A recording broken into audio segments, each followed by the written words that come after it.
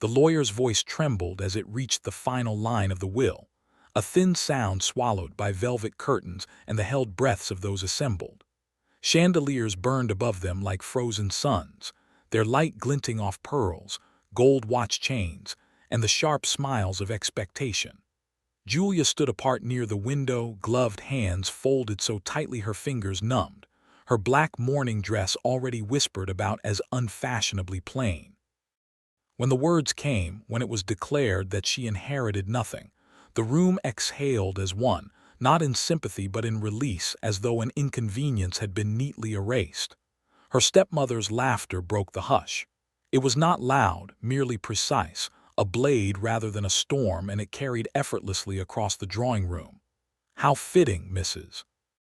Hawthorne said, tilting her head as if examining a cracked ornament. Sentiment is a poor substitute for substance. The guests responded with murmurs that fluttered like moths around a flame, their gazes sliding toward Julia and then away again, relieved it was not they who stood so stripped.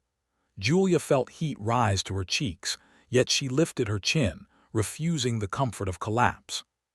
She remembered her father's hand on her shoulder years before, the weight of it steady and reassuring, and the promise he had made with his eyes rather than his words. That memory now felt like a ghost pressed into her spine, urging her upright. The lawyer cleared his throat, shuffled papers, and closed the leather folder with a sound too final for mercy. There was no addendum, no forgotten clause. Nothing but the echo of laughter and the sudden arithmetic of survival. As chairs scraped and silk skirts whispered, the room reorganized itself without her. Conversations resumed, now brightened by gossip's electricity. Someone remarked upon the weather, another upon the quality of the wine. Julia became invisible in the very space that had once required her obedience.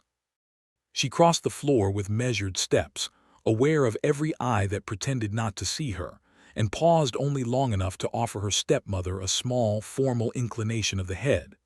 Mrs. Hawthorne's smile sharpened, as if daring her to ask for kindness.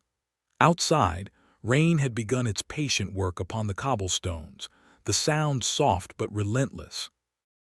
Julia drew her shawl closer and stepped into the chill, letting the door close behind her with a finality that matched the lawyer's. The carriage that had once waited faithfully did not come. It had been dismissed.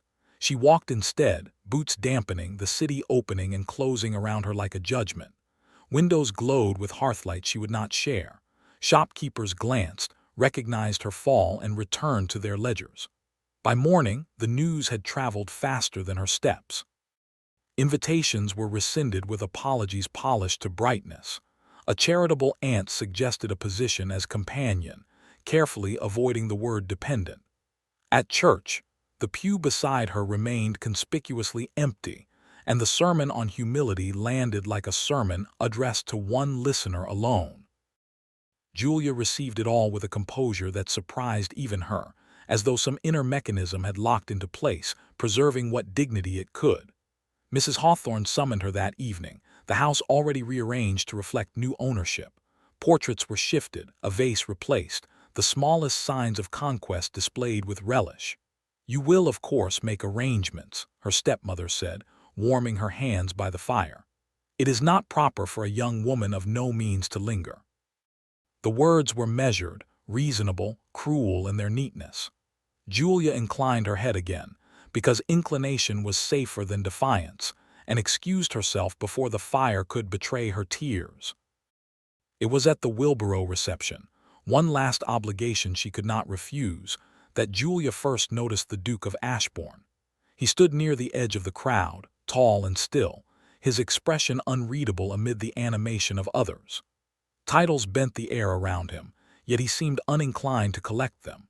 When their gazes crossed, it was not with pity or appraisal but a brief, curious steadiness, as if he had recognized something familiar in her restraint.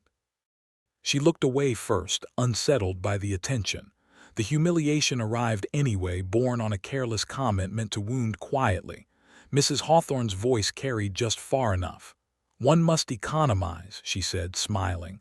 "Loss is such a teacher." Laughter followed, polite and complicit. Julia felt the old heat return, sharper now, and she prepared to endure it as she had endured everything else, by becoming smaller. Then the Duke moved. He did not hurry.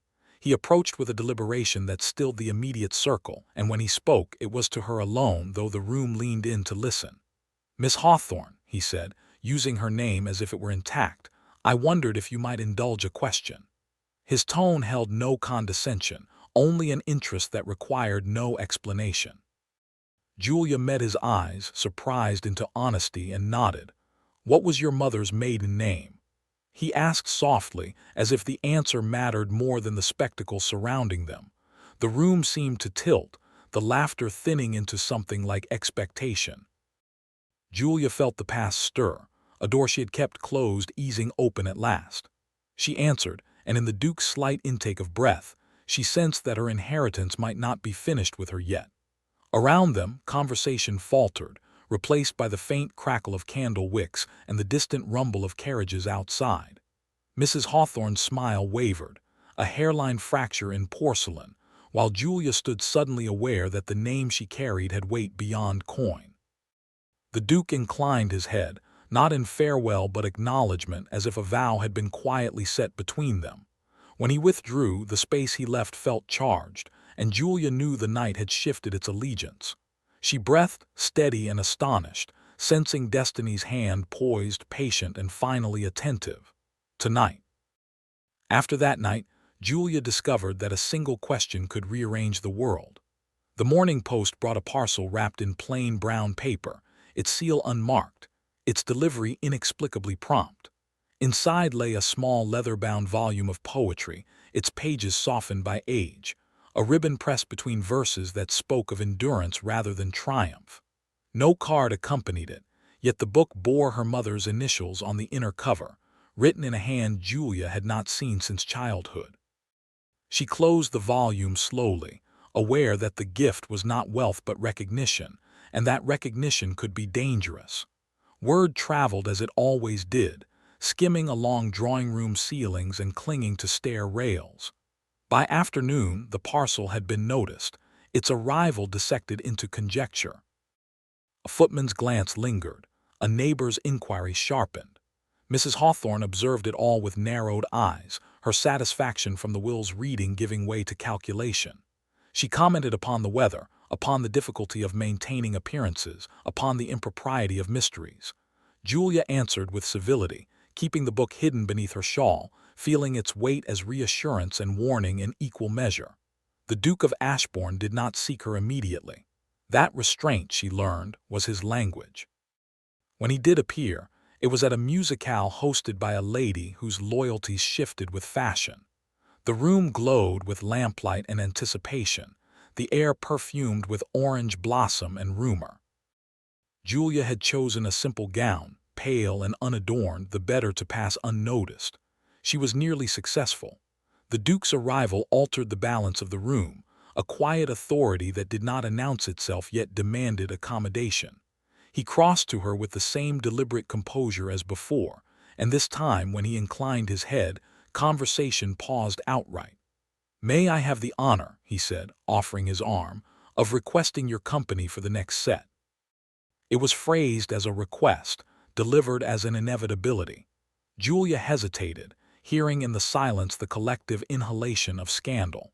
She accepted because refusal would have been louder than consent. As they moved onto the floor, the music swelled, and the distance between them became a formal measure rather than a refuge.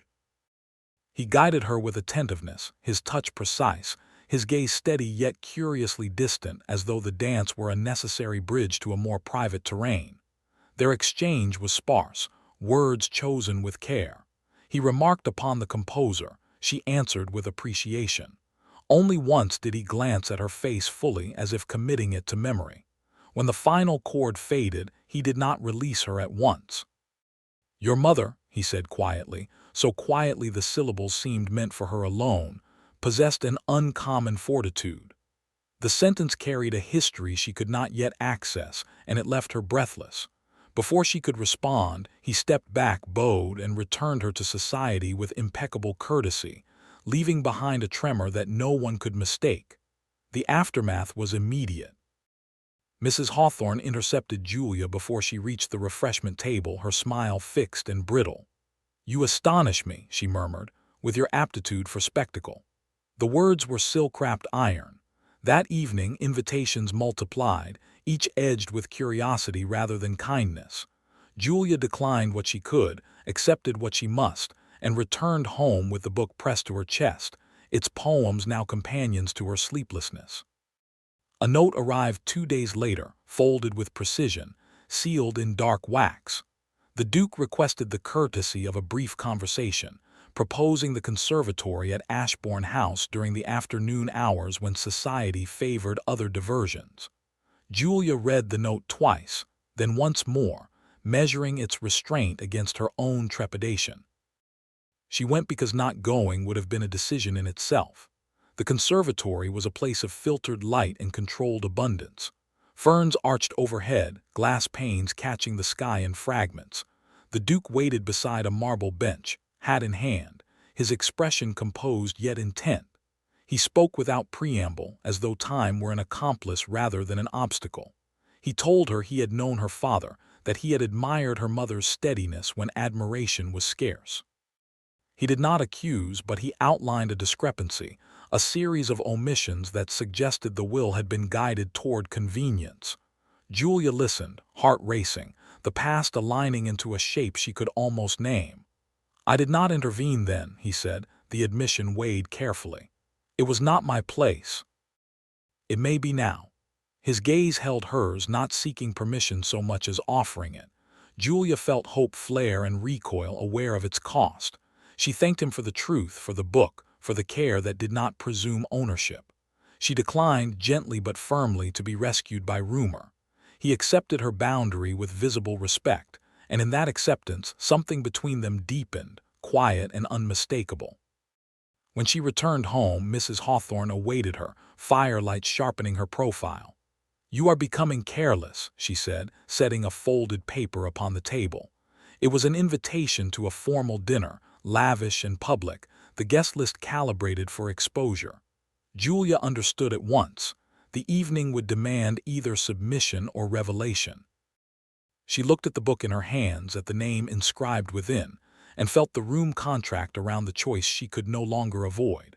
Outside, carriages rolled past, wheels hissing on damp stone, carrying the city toward an hour that would not wait for her readiness. She folded the invitation once, then again, until its edges aligned with resolve. Whatever had been taken from her would not be returned quietly, and whatever truth remained would demand witnesses. Julia lifted her chin, the motion small yet irrevocable, sensing the Duke's question echoing forward into consequence. The dinner would be a reckoning, and she would enter it not as an absence, but as a name remembered and finally claimed. The dinner unfolded beneath a canopy of crystal and candlelight, each flame reflected until the room appeared to burn with restrained anticipation. Julia entered on a measured breath, her gown a study in quiet elegance, its simplicity sharpened by her composure. Every eye tracked her progress across the marble floor, curiosity sharpened by rumor, pity soured into interest. Mrs. Hawthorne presided at the head of the table, resplendent and satisfied, her smile rehearsed for conquest. The Duke of Ashbourne stood near the hearth, his presence an anchor amid the shifting currents of attention, and when his gaze met Julia's, it carried neither urgency nor retreat, only certainty. Dinner proceeded as performances often do, with compliments traded like currency and laughter released on cue. Julia answered when addressed, declined when pressed, and felt the room lean closer with each refusal. The stewards cleared the final course, wine breathed in its decanters. Mrs. Hawthorne rose, tapping her glass with a practiced delicacy that commanded silence. "It would be remiss," she said, "not to acknowledge the blessings of proper provision." Her eyes flicked to Julia, then returned to the table. "Clarity is kindness." A murmur followed, eager and unkind. Julia stood before the kindness could calcify into judgment. The movement was small, yet it cut through the air. She spoke with a steadiness that surprised her, naming facts without ornament, acknowledging loss without apology. She did not accuse, she invited examination. The lawyer stepped forward at the Duke's signal, parchments whispering as they were unfolded. Dates aligned, signatures faltered. An omission revealed itself with the bluntness of daylight. The room held its breath as truth took its place. Mrs. Hawthorne's composure fractured along invisible seams. She attempted laughter, then reason, then silence, each less convincing than the last. The documents spoke without flourish, their authority unassailable. Julia felt a loosening in her chest, not triumph but release, as though a knot she had carried since childhood had finally learned to yield. The Duke addressed the room, his voice calm, his words precise. He claimed responsibility for the disclosure, not as spectacle but as duty, and in doing so, he redirected judgment away from Julia and onto the facts themselves. When the murmurs returned, they were altered, tempered by recalibration. Mrs. Hawthorne sat, diminished by stillness, her influence receding like a tide that had overreached. Julia remained standing, aware that the room now saw her not as a deficit but as a presence. The Duke turned to her then, and the space between them felt suddenly intimate despite the witnesses. "There is more," he said softly, "not to the room but to her. And it belongs to you." He offered not gold but choice, not rescue but regard. He spoke of restitution arranged yet unclaimed, of a name safeguarded rather than traded, of a future that did not require her erasure. Julia listened, the echoes of her mother's fortitude steadying her resolve. She declined what felt like recompense and accepted what felt like truth. The distinction mattered. The Duke inclined his head, a gesture of respect that carried the weight of promise. Silence settled, profound and attentive. Julia addressed the room once more, her voice clear, her words few. She thanked those who had listened and excused herself, refusing the luxury of lingering. The Duke followed at a distance, granting her the dignity of space until the doors closed behind them and the night reclaimed its sound. Outside, rain had ceased, leaving the street lacquered and reflective. Gas lamps cast halos upon the wet stone, and the city seemed to pause as if awaiting a decision. They walked without haste, side by side, the rhythm of their steps aligning. The Duke spoke at last, his tone measured, the restraint that defined him now edged with feeling. He named his admiration plainly, acknowledged the risk of speaking, and offered a future framed by partnership rather than possession. Julia felt the words land and take root, not as rescue but recognition. She answered with honesty, confessing fear without yielding to it, hope without surrendering herself. The exchange was brief, complete, and irrevocable. At the corner he stopped. The carriage waited, lanterns dimmed in courtesy. He did not reach for her hand until she offered it, and when their fingers met, the contact was gentle and exacting, a promise rendered tactile. "Whatever comes," he said, "we will meet it in daylight." Julia smiled, the gesture unguarded, and stepped into the carriage with a steadiness born of choice. As it rolled away, she looked back once, meeting his gaze through the glass.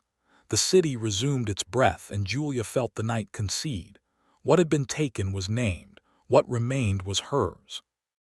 Tomorrow would demand its due, but tonight had delivered its verdict, and it favored truth, dignity, and the courage to be seen.